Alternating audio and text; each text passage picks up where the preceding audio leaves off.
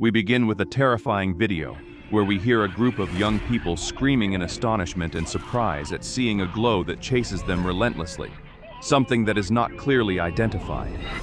The scene then advances 5 years later, in some location in Australia. We see Sam entering his garage, where he likes to spend time. As soon as he enters, the lights suddenly go out.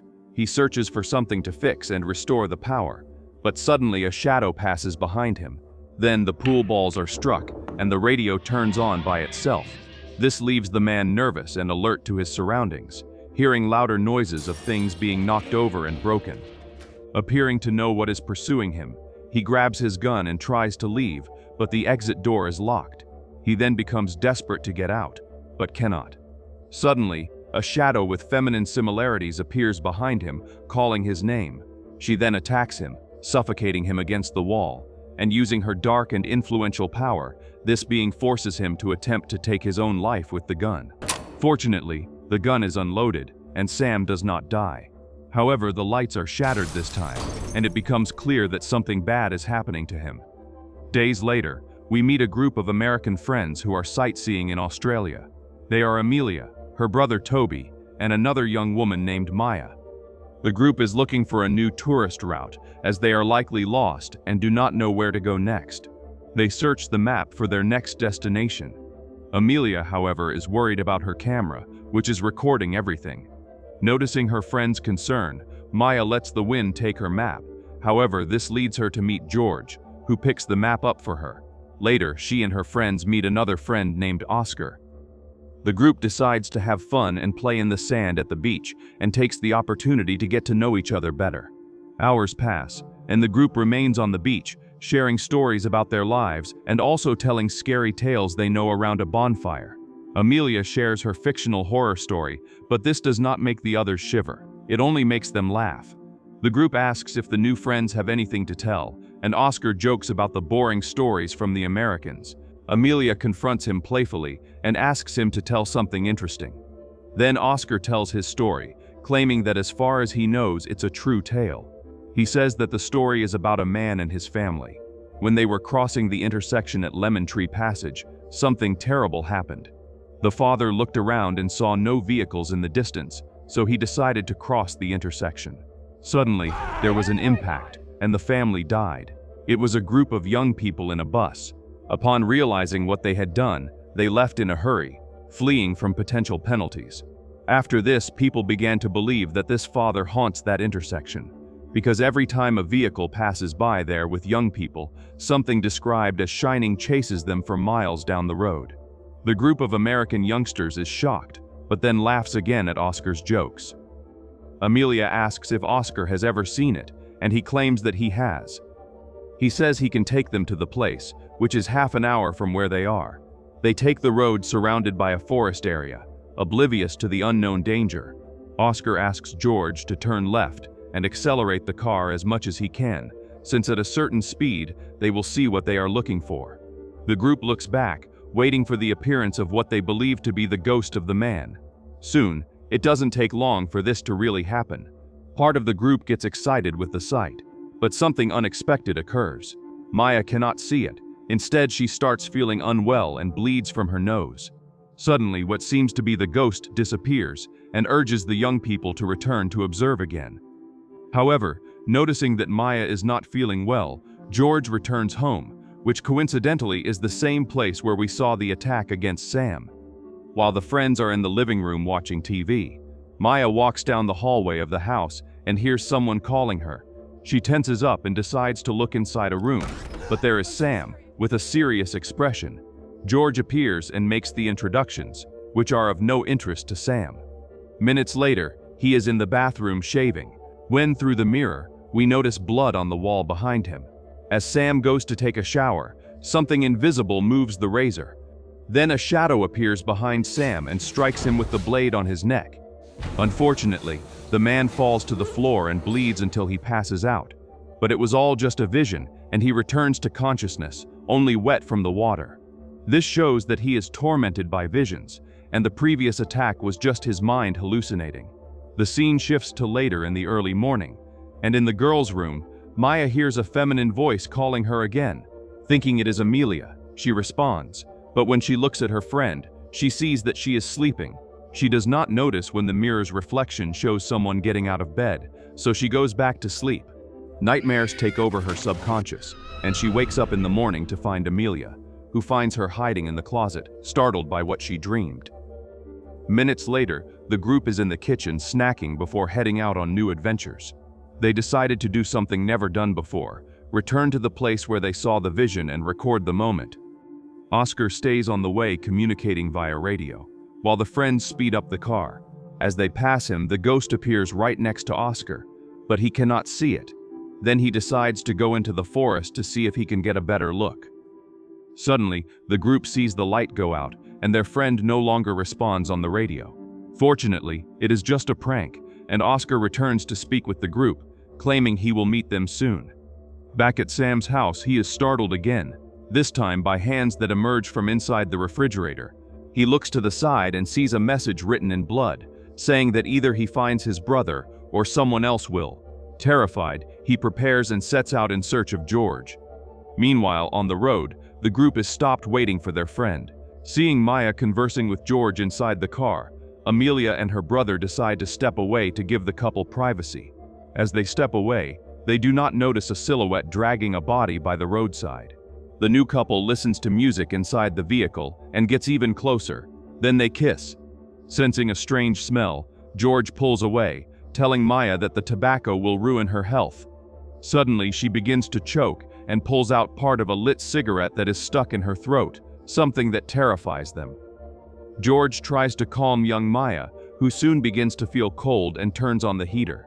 Things start getting strange, and the smell of gasoline fills the interior of the vehicle. At this moment, something bangs against the back of the car, and the two get out to check. Noticing that the noise is coming from the trunk, George opens the compartment and finds Oscar lifeless, wearing a gas mask. He tries to revive his friend, but to no avail. He attempts to start the car to seek help, but cannot. This leaves the two puzzled as to how the young man ended up in there. Maya takes the recorder from the deceased's hand and keeps it for herself when the dead man opens his eyes and she has strange visions. After the unfortunate encounter, George takes out his phone and tries to call the others, but there is no signal in the area. Furious, he throws the device to the ground and damages it, but soon a message arrives. By the roadside, Maya finds a newspaper clipping and after looking at it, hides it in her clothes. Meanwhile, George checks whose the message is from, but the unknown number only sends a photo of Oscar inside the trunk. Suddenly, a noise of a branch breaking echoes from within the forest. Fortunately, it is Amelia. The friends reunite and soon share the bad news. The moment is tense, but when the light from a vehicle appears in the distance and then quickly disappears, the trio becomes even more startled. While Amelia calls out to someone on the road, the trunk opens, catching Maya's attention. She approaches it, and when she opens the compartment completely, she is in shock. Oscar has vanished in a supernatural manner. Amelia does not believe the two, thinking it is just a bad joke. However, the couple knows what they saw with their eyes and cannot believe the body's disappearance. Amelia then decides to return to the forest in search of her brother, and the two follow her as well. As they go to meet Toby, George and Maya try to convince Amelia that what they saw was real, but the young woman does not believe them. The group then follows a flashlight glow that only Maya sees, but as they approach, nothing is found in the area. She asks for space to urinate, but actually wants to listen to the recordings. Upon hearing, she listens as Oscar enters the limits of the forest, and then only screams and noises, plus a strange voice beyond his. When she goes to show the others, the device has already turned off and does not work. The friends claim she is hallucinating. Meanwhile, we see Toby regaining consciousness and discovering that he is tied up, with his hands and feet bound with a rope around his neck. He tries to free himself but cannot. Toby panics and screams as the rope begins to suffocate him. The friends hear the screams echoing in the background of the forest. Believing it is Toby, Amelia and the others run towards the sound. Upon arriving at the scene, they only find their friend's shoe hanging.